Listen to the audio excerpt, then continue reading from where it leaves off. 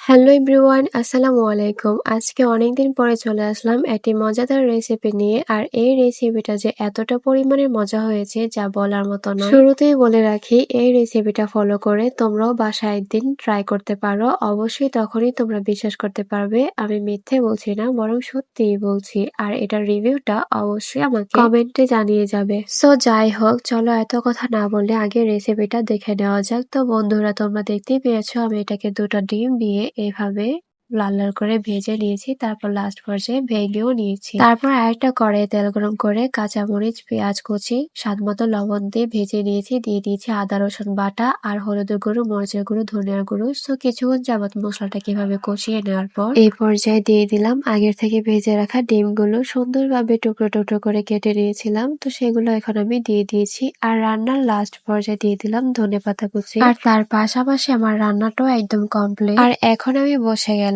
সেহারি খাওয়ার জন্য।